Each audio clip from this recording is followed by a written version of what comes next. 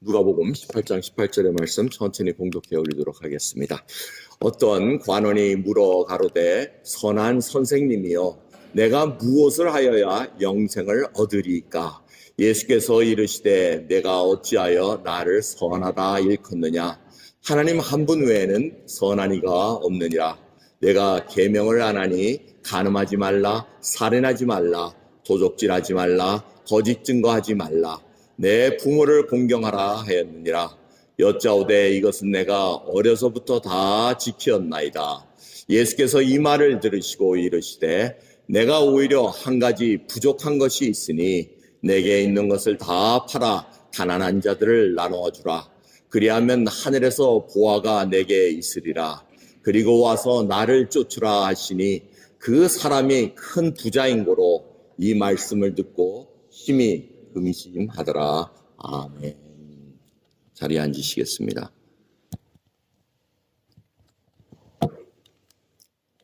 찬양대 감사합니다. 주품에 좀 오늘 본문 말씀과 연관된 찬양으로 우리가 이렇게 볼 수가 있을 것 같습니다.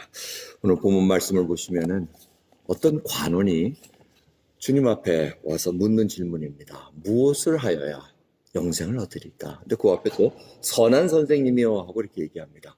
오늘 이 어떤 관원은 공관복음, 마태, 마가, 누가복음 다 기록되어 있는 말씀입니다. 근데 조금씩 틀립니다. 어떤 데서는 이분이 젊은이라 그럽니다. 청년이라고 얘기하고 그 다음에 어떤 데서는 오늘 보면 누가복음은 관원이라 그럽니다. 그러니까 이분은 부자입니다. 돈이 많고 그 다음에 세력이 쟁쟁한 분입니다. 거기다까지 또 젊기까지 합니다. 그러니까 우리 세상 지금 눈으로 보면은 아쉬울 것 없는 사람입니다. 그렇지 않습니까? 여러분, 젊죠, 돈 있죠, 권세 있죠, 뭐 아쉬울 게 뭐 있습니까?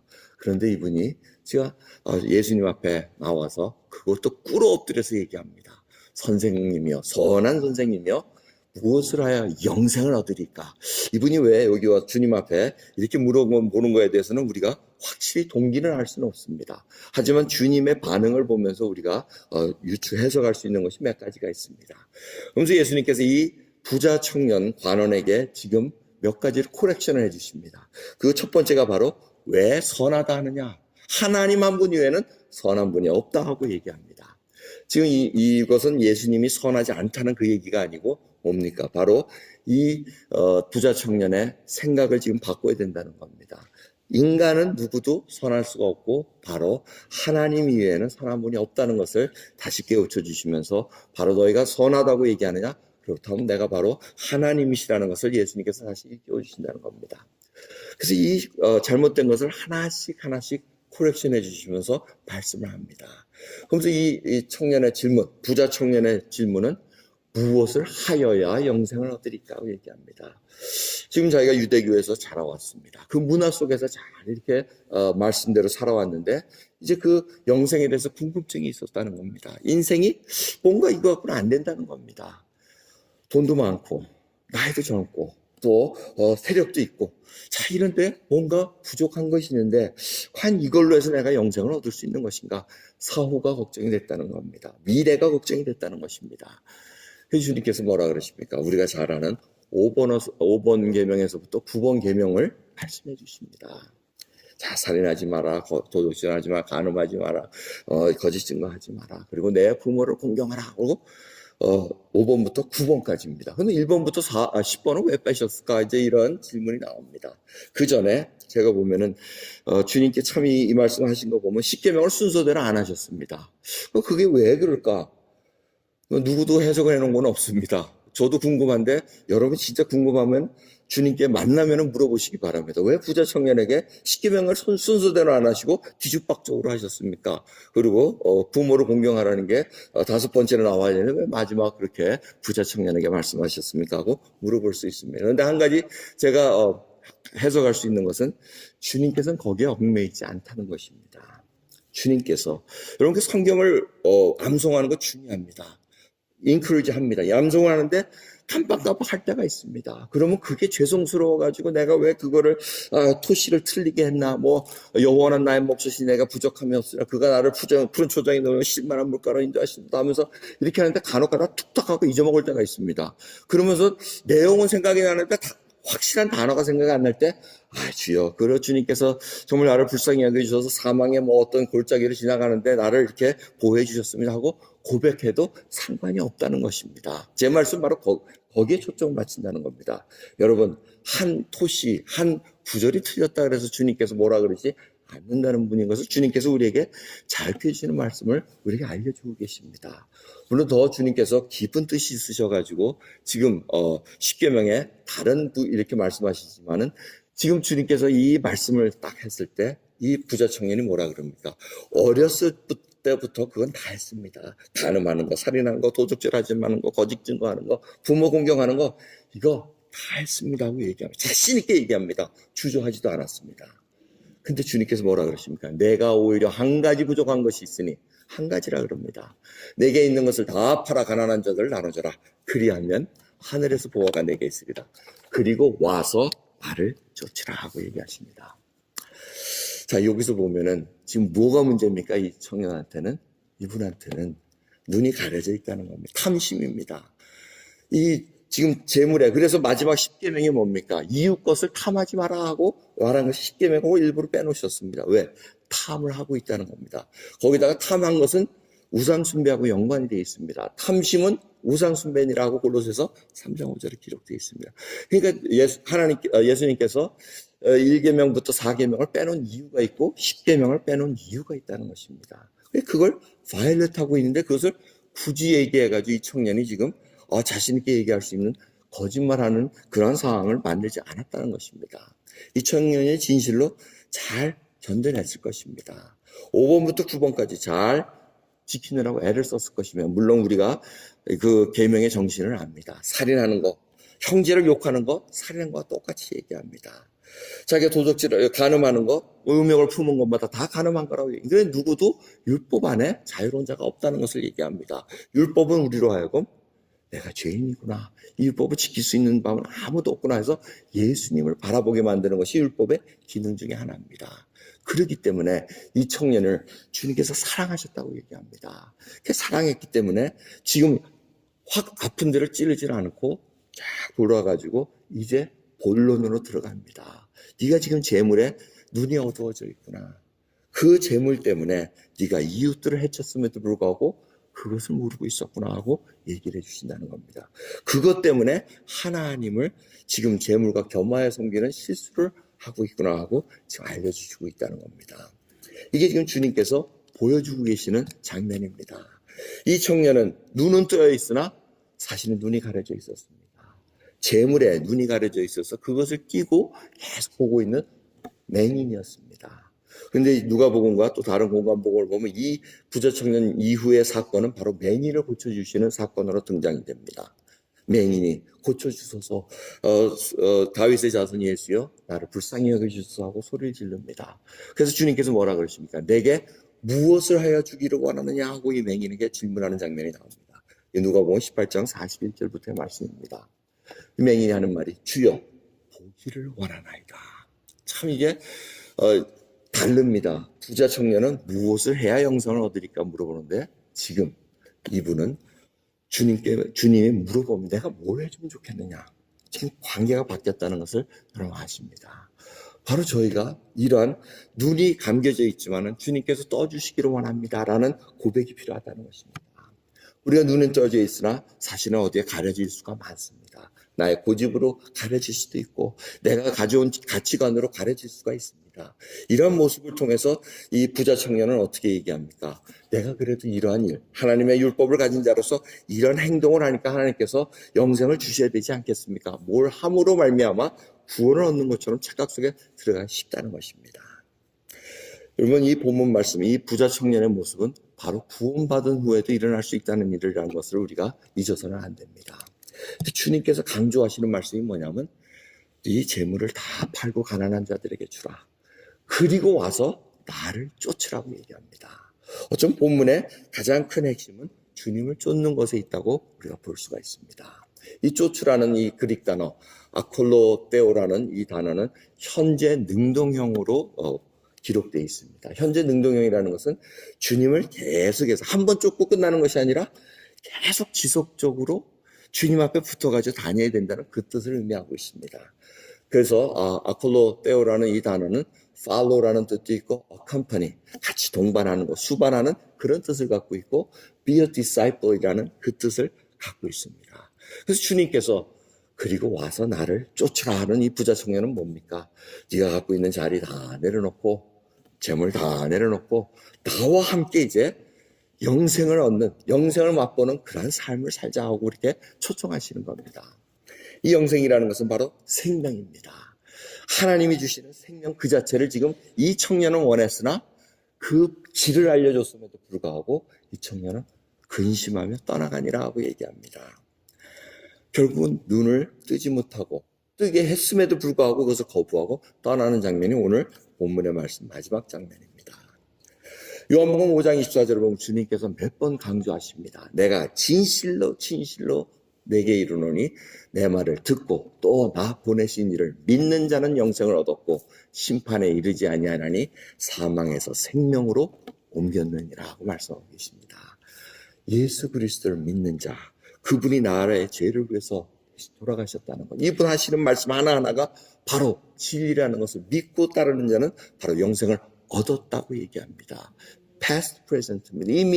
이미 영생은 받았고 이제는 심판에 이르지 않냐고 사망에서 생명으로 옮겼다고 얘기합니다. 그러니까 주님을 믿지 않는 자들은 그냥 계속해서 사망이 거하고 있다는 것을 얘기해 주십니다.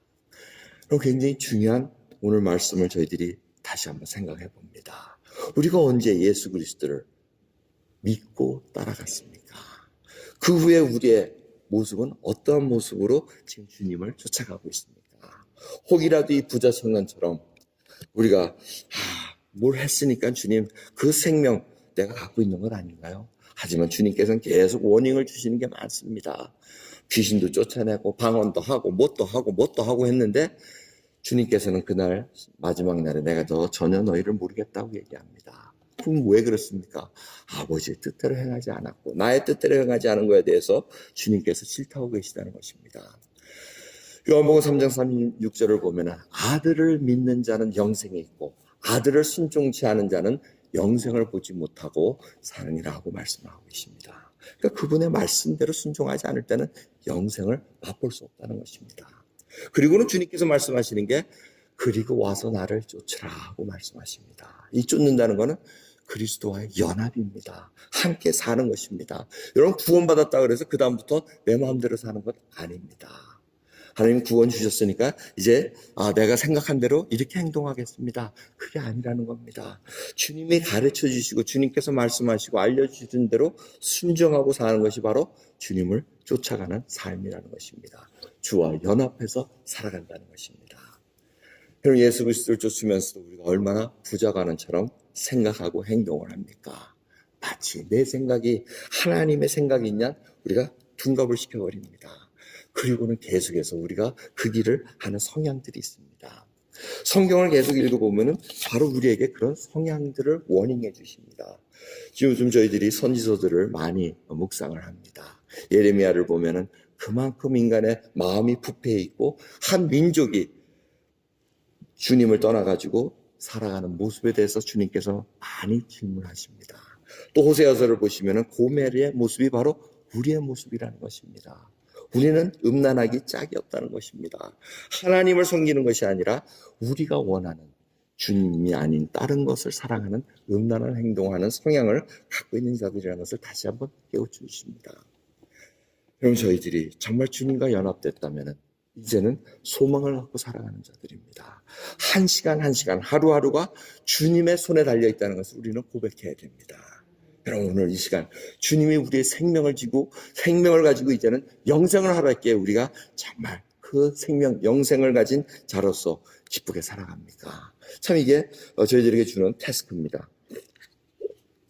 제가 세네갈을 이제 갔다 온 지 2주째 들어가는데 요번에 이상하게 세네갈을 갔다 와가지고 굉장히 힘이 듭니다. 조금 뭐 스태미나도 떨어지는 것 같고 좀 하고 하는데, 오늘은 아침부터 아침 식사를 하고 하는데 숨이 헉헉대면서 별로 숨을 제대로 못 쉬고 있습니다. 지금 하고 하는데 또 힘이 들고 해서 이제 조금 예배 전에 좀 고민이 됩니다. 이게 하도 심장 막히고 뭐 이렇게 뚫으신 분들을 제가 주위에서 많이 봤고 병원에 많이 가봐서 제가 이제 자가 진단하는 거예요. 이게 지금 되는 거, 이거 어디가 막힌 건 아닌가? 이게 생각도 나고, 아니 밥을 많이 먹어서 숨이 차는 건가? 뭐 이런 걸 많이 합니다. 근데 예배 시간을 시작하면서 이 찬양을 드리고 주님 앞에 하나하나 나가면서 하나님과 연합된 것인데, 연합된 자로서 주님, 오늘 예배 시간에 제가 정말 숨을 주님께서 딱 걷어가게 해주시면 이게 영광일까요? 아니면 정말 화할까요? 라는 그 고민 속에 들어갑니다. 제가 딱 숨이 멎어지면 여러분은 어떻게 하겠어요? 911 불어라 뭐 이렇게 막 난리 날 거예요. 그죠? 근데 뭐 제가 죽어도 여러분 주님께서 불러갔구나 하고 이렇게 생각하시면 됩니다. 그 뒤에 저 목사가 뭐 잘못해서 불러갔지 하나님, 이렇게 생각할 게 아니라는 얘기입니다. 여러분 생각할 때는 주님과 연합한 자로서 하나님이 어떻게 어떤 모습으로 돌아갈지 우리는 모릅니다. 그게 중요한 것이 아니고 내가 현재 주님과 와서 쫓고 있는 삶을 사느냐, 연합된 자로서 살아가느냐, 이것이 중요하다는 겁니다. 그래서 이 부자 청년은 근심에서 떠나갑니다. 오늘도 주님께서 우리에게 하나의 말씀으로 지적하신 말씀들이 있습니다. 그렇게 이렇게 직접 얘기는 안 해도 여러분들 성령 하나님께서 우리 마음속에 찔러주신 거 있습니다. 근데 그거를 자꾸 우리가 뭉개버립니다. 그러면 자꾸 근심해서 떠나가는 겁니다. 주님과 관계가 멀어지는 것입니다. 근데 주님과 탁 붙은 자들은 결국 주님의 겸손과 온유한 그 멍에를 우리가 매면서 주님으로부터 배우는 것입니다. 그러면서 믿는 자들에게 나오는 것은 빛에 거하는 자녀처럼 정말 겸손함과 하나님께서 원하는 그 놀라운 사랑을 우리가 붙잡고 날아가는 것입니다. 여러분들 오늘 본 말씀은 어떠한 또 힘을 주십니까? 예수님조차 말씀하신 것을 거절하는 자들이 있다는 것입니다. 저는 이 말씀이 굉장히 놀랍습니다. 그러니까 우리도 뭘 얘기해서 그분이 안 듣는다고 해서 거기에 대해서 우리가 이게 안타까워할 그런 수준이 아니라는 것입니다. 주님께서 주님의 때가 되면 그 부자 청년도 분명히 회개해가지고 돌아오게 할 수도 있겠지만 우리는 모릅니다. 하지만 이 본문 말씀을 보면은 이 부자 청년이 근심하고 갔다고 얘기합니다. 하나님이신 예수님께서 이런 청을 하고 눈을 뜨게 하는 말씀을 주셨음에도 불구하고 우리가 떠나갈 수 있다는 것입니다. 가룟 유다도 와서 쫓아가는 삶을 하는 척은 했으나 결국은 예수님을 파는 그 배신의 행동을 하게 됩니다. 주님과 함께 십자가에 못 박힌 두 강도 중에 한 강도도 주님이 바로 옆에 있음에도 불구하고 거절을 합니다. 이것이 바로 완악한 인간의 모습이라는 것입니다. 그럼 저희들 정말 하나님 앞에 어떠한 모습으로 오늘도 주님께서 알려주시는데 우리가 혹시 근심에서 떠나가는 것은 아닙니까? 주님께서 근심의 말씀을 주셨으면 그 근심을 기쁨으로 바꾸게 할 수 있는 길이 바로 주님의 말씀입니다. 그분께 순종하는 순간 우리에겐 참된 평강이 임합니다. 주님께 모든 것을 맡기는 순간 우리에게는 세상에 앗아갈 수 없는, 빼앗을 수 없는 평강이 우리로 충만하게 만드십니다. 이것이 믿는 자들의 주신 특권입니다. 여러분 정말 하나님께서 주시는 참된 평강으로 충만하십니까? 아니면 아직도 마음속에 해결되지 않은 정말 주님이 보시기에 이 부분이 정말 주님께서 원하시기에 지금 쫓아오는 데 있어서 연합된 자로서 살아가는 데 있어서 지금 이것이 문제인 것을 알려주심에도 불구하고 우리가 그것을 직시하지 못하고 아직도 눈을 감긴 상태에서 주님을 쫓아가고 있는 것은 아닌가, 우리는 심각하게 살펴봐야 됩니다. 이 예배 시간이 얼마나 귀한지 모릅니다. 하나님께서 우리에게 이 귀한 시간을 허락하셨습니다. 주님이 이 주시는 귀한 시간 정말 예배를 통해서 심령이 회복되기를 원합니다. 이 교회에 주신 사명 우리가 다시 한번 확인받기를 원합니다. 하나님의 일을 맞이하는 데 있어서 어려움들을 당합니다. 지금 세네갈에 있던 짐 위버 목사님 그 막내 아들이 벽이 무너져가지고 몇 주 전에 2주 전에 발을 다쳤는데 결국 불란서 병원에 옮겼다가 미국 병원에 와서는 발을 절단해야 되는 그러한 일을 경험하게 됩니다. 그 이런 사건들이 터지는 걸 보면은 정말 예수 그리스도께서 능력 있는 자라면 잘 믿는 자가 정말 아프지도 말고 어려움 당하지도 말고 잘 살아야 되는 거 아닙니까? 우리가 알려할 수 있습니다. 하지만 세상이 그렇지가 않다는 것입니다. 예수 그리스도 믿는 데 있어서 그 환난도 겸해야 받는다는 말씀을 우리가 잊어서는 안 됩니다. 어둠은 우리를, 빛의 자녀들을 계속해서 어둠에 가둬두려 그럽니다. 근심에서 떠나가기를 원하는 것이 바로 사단의 세력이라는 것을 잊어서는 안 됩니다. 여러분, 오늘 이 시간 하나님께서 말씀하실 때 정말 하나님이 베풀어 주신 그 구원, 이제는 하나님을 사랑하고 이웃을 사랑하는 그 믿음의 말씀을 주셨을 때 우리가 과연 어떻게 반응을 보이는가 하나님께 물어보는 저와 여러분 되기를 간절히 예수 그리스도의 이름으로 축원드립니다. 기도하겠습니다. 하나님 감사합니다. 오늘도 귀한 말씀 속에서 다시 한번 주님께서 원하시는 것이 무엇인가? 구원을 베풀어 주신 자는 주님의 율법을 사랑하는 자라고 말씀하셨나이다. 주여, 저희들이 매일같이 주의 말씀을 묵상하며 우리의 그 어둠에 있던 그 모습이 하나씩 빛에 거하는 자녀로 변함으로 말미암아 참된 소망과 기쁨을 소원하기를 원합니다. 주님 감사합니다. 오늘도 이 말씀 속에서 부자 청년처럼 저 근심하고 떠나지 않기를 원합니다. 이제는 주님에 딱 붙어서 주님을 쫓아가는 삶, 연합된 자로서 이제는 제자로서 살아갈 수 있는 귀한 믿음의 결단이 일어날 수 있도록 은혜 베풀어 주옵소서. 감사드리며 우리 주 예수 그리스도의 이름으로 기도드리옵나이다. 아멘.